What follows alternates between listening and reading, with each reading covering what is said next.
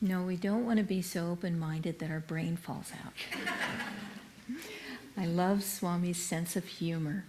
In fact, when he was getting up there in years, 85, and he passed away at 86, we used to joke, and he would say, "Nirmala, I can't smell very well anymore."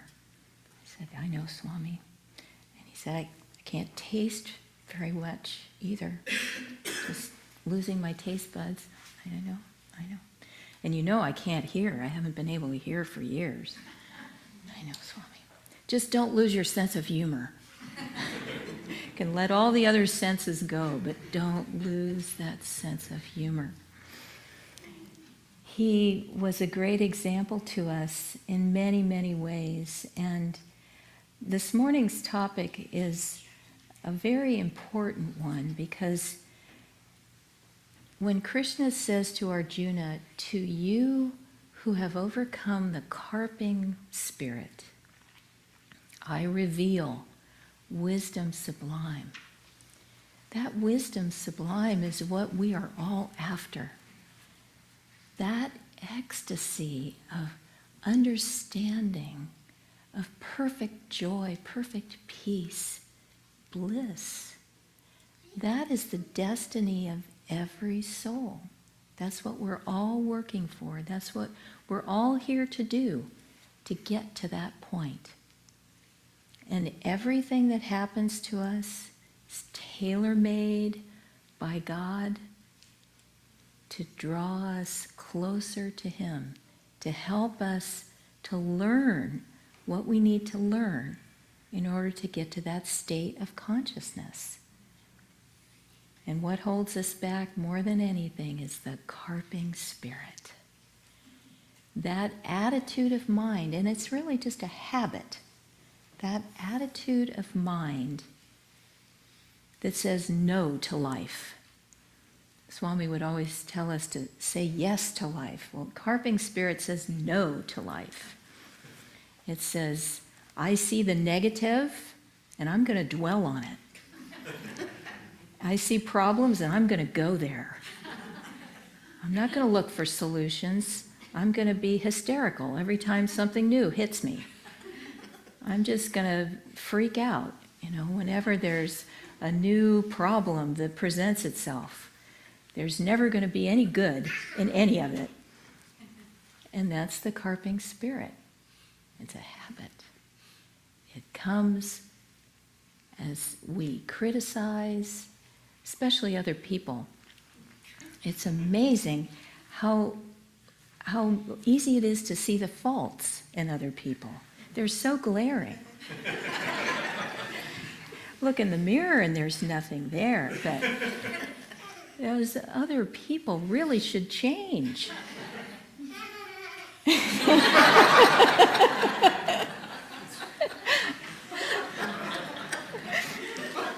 Even the little children understand that. But if we complain, if we criticize, if we get into the negative can just be a black hole, just go forever into the darkness, darker and darker. Do we want to go there? Is it a happy place to be? Hardly. What we want is joy. As a little kid, I could never figure out what to say when people said, "What do you want to be when you grow up?" It was like, well, I don't know, happy. I just want to be happy. And that is what we all want. We want that connectedness to spirit. We feel that flow of intuition, the soul's ability to know God. That's what we want, to live in that joy. What else is important? What else is there except that joy? Then suddenly, if we are in that joy, isn't it amazing how people don't have as many faults? They just seem to be so much nicer. That's because our consciousness has changed. That's what we need to do, is as the festival song says, train our hearts to sing thy name. Elsewhere in the Bhagavad Gita, Arjuna says to Krishna, I am thy disciple, teach me. If we have that humble, devotional attitude towards spirit, towards God, that's like being a little child. I am yours. I love you. Help me, teach me, guide me. Then we can enter the kingdom of heaven. But we have to train our minds. We can't just expect it to happen automatically because it's just not going to. The whole world is telling us to be critical. I remember when television shows used to be funny. And now it seems like all the humor just digs at other people. It's just like making fun of other people. That's the way of the world right now. That's why we love to do P.G. Wodehouse stories, because they don't make fun of other people. It's like the God's eye view of humanity, and so it's just bubbling with joy, bubbling with fun. And of course people are funny, they do funny things, but it's not hurtful. So we have to retrain our minds to get away from that freak out at every new development in life and see the gift, see the positive. And it's important. It's important to do that because the Bhagavad Gita is the story of a battle. It's the story of the battle of life. And this battle has our freedom as the reward or the failure, our happiness as the reward or the failure. And so we have to go into this battle of life, this becoming free of the carping spirit, with that sense of willpower and courage and joy. I'll tell you a story that I find in a sense amusing and also very inspiring. This is a story of a real life battle. This happened in 1950. North Korea invaded South Korea. And South Korea was completely caught off guard. They had been rebuilding after the war. They were not putting money into their military. They had a few policemen. That was about all they had. So the United Nations, allied nations, came together and they helped defend South Korea. And they didn't have a lot of troops, but they did well. They pushed the North Korean troops back up to the 38th parallel, as I recall, and they were feeling pretty good about, okay, we're doing this. Well, they got to what is known as the Chosin Reservoir, and they were surrounded by 1 million troops. They were 15,000.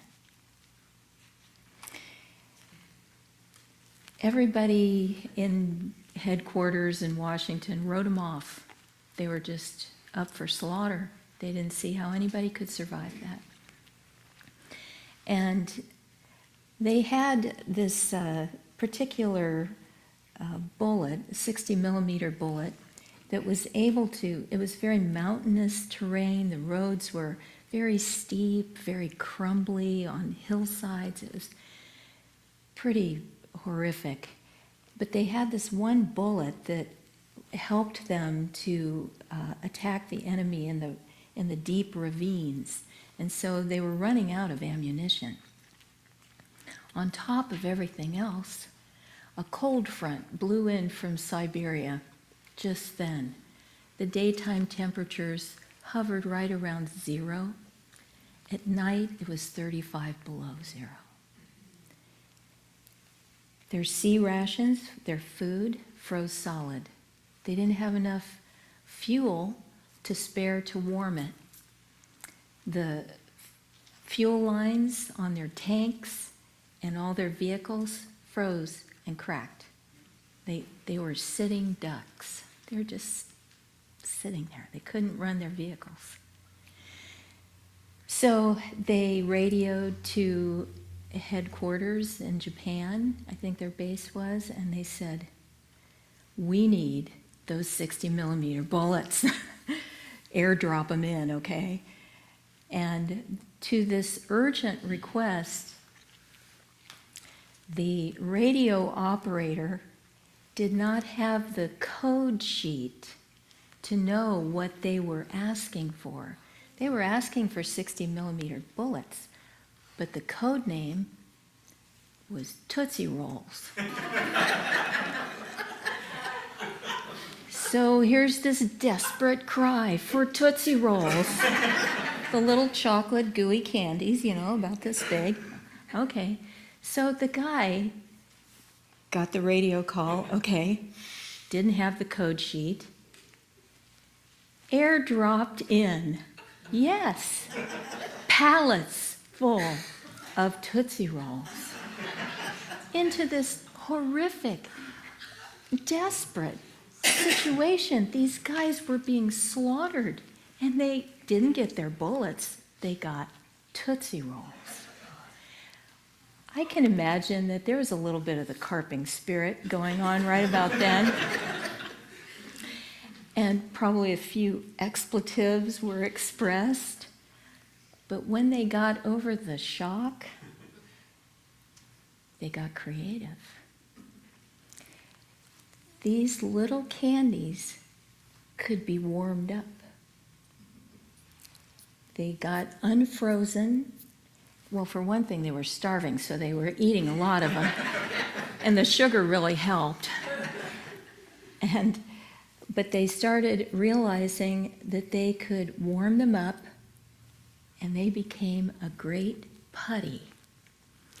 They put it on the cracks in the fuel line, and suddenly they could run their vehicles. And they were eating them, but they got courage. And these 15,000 men formed a single column, 12 miles long, with tanks, with all their vehicles, and they ran for the sea. It was 78 miles, and they fought all the way there. They knew that if they tried to defend themselves, they'd be slaughtered. So they attacked for 78 miles. And 5,000 died, 6,000 were wounded, but there were survivors. And nobody thought any of them would survive. They called themselves, for the Chosin Reservoir, they called themselves the Chosin Few. And amongst each other, they called each other the Tootsie Roll Marines. So, no matter what is going on, thank you, glad you like that. No matter what is going on in your life, do you think you're under any kind of circumstances like the chosen few were under? You know, the weather, the bullets, the tanks, the grenades, we are so blessed. We are so blessed in so many ways that we don't even think of. You know, we spill the coffee and it's like, oh my God, spilled the coffee. Count your blessings every moment. The things we take so much for granted. Breathing. Who thinks about breathing? But where would you be without it? Count your blessings. Think of the joys. See the good. Look at the positive. And when Tootsie Rolls hit you, think of what you can do with them. Think of what the good is that God has given you. Without those Tootsie Rolls, they wouldn't have had a chance to make it to the sea to be saved. But that fluke saved thousands of lives. God bless you, and may the carping spirit never enter your head.